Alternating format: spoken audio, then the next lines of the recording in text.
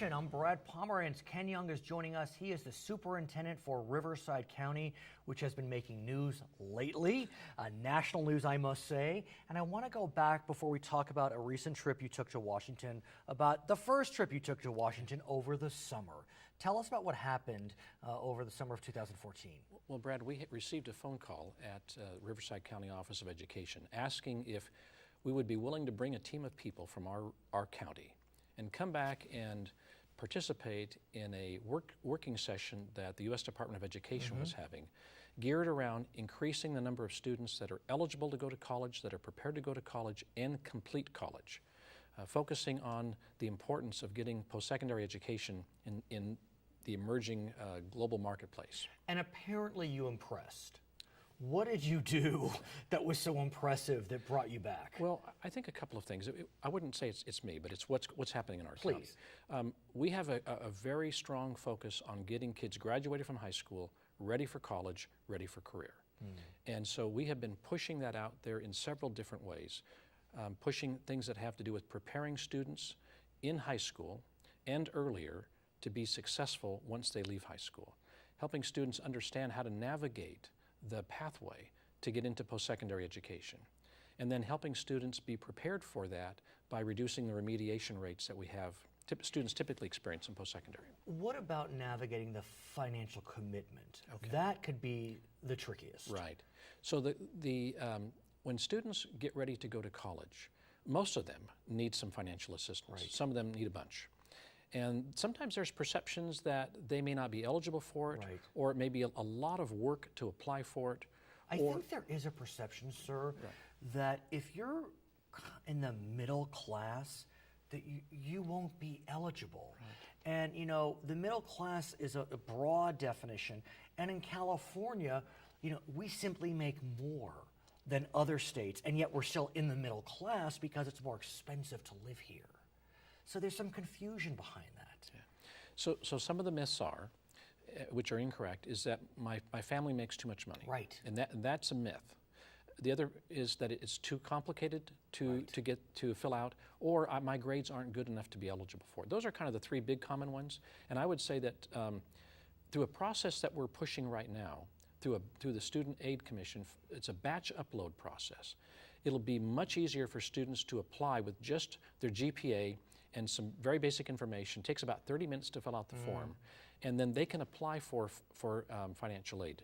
And the President of the United States recognized your innovation, and recently you went back to Washington, D.C., and he specifically talked about the Riverside County Office of Education. Let's take a look. Second, we know that the path to college begins long before students set on campus. We need our school leaders working with college presidents to make sure students are on track for college, that they're taking the right courses, filling out the right financial aid forms, applying to more schools, making sure they're prepared. That's what drives many of your promising tutoring and mentoring organizations. And that's why school districts and community organizations are partnering with colleges and universities to make sure that the pipeline is working, that low-income students are better prepared to succeed in college.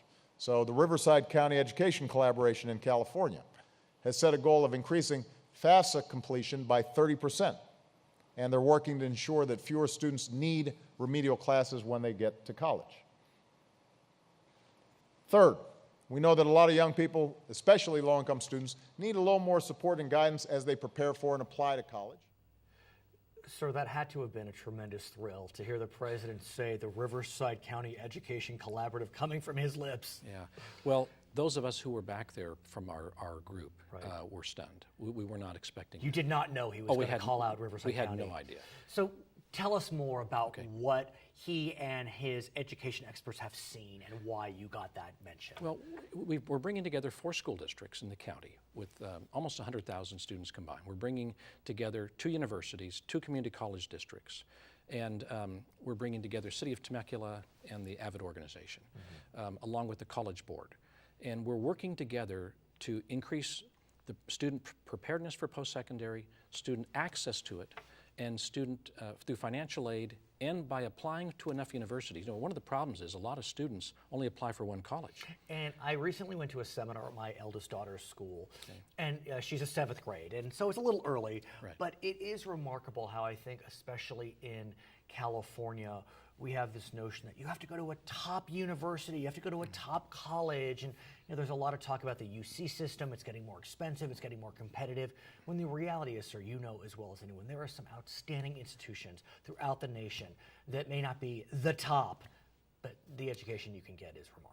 Right, there are many options out there. Most of the time for students, it's access, meaning close by. Of course, I understand. Living expenses, things like that. So that's kind of what they look at.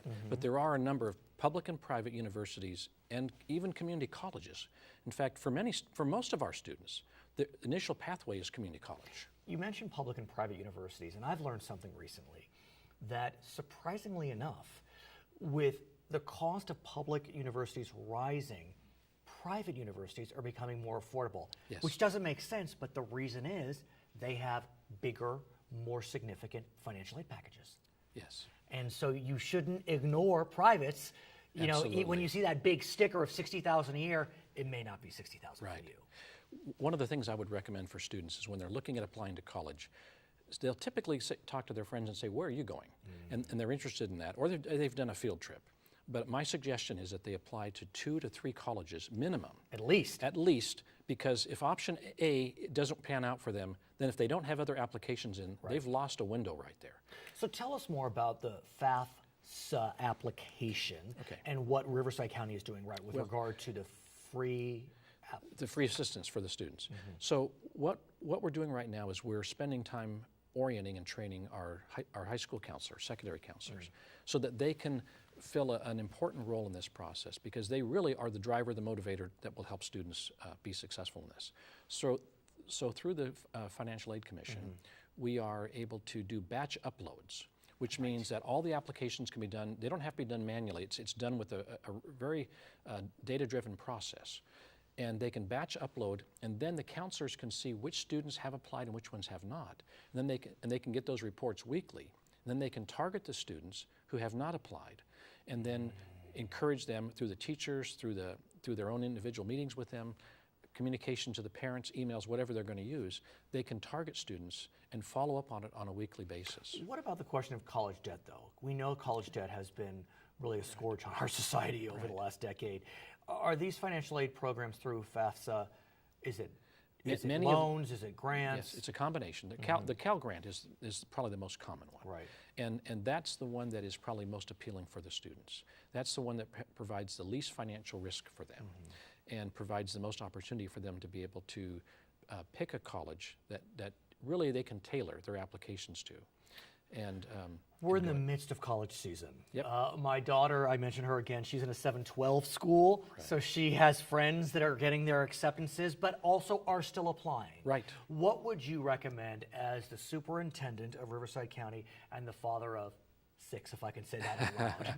What would you recommend? So, first of all, let's remember that students go to college to get a better career. And so a lot of students think, well, I'm not college material, or I'm not planning on that.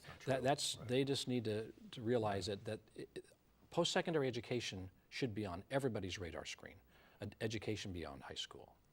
The world is demanding that today, and our students need to get that into their minds. So having said that, Brad, applying for financial aid, whether they think they need it or not, is critical, because if they don't do that, they've limited their options. And then the second thing is, take a look at where they're at in their academic schedule, and if they're a junior especially, tailor your senior year to prepare you for post-secondary education. Don't take a skateboard on that senior year. All I can say is congratulations. What a tremendous thrill it must have been to hear President Barack Obama say the Riverside County Education Collaborative. His name is Kenn Young. He is the superintendent for Riverside County. I'm Brad Pomerantz. It's California.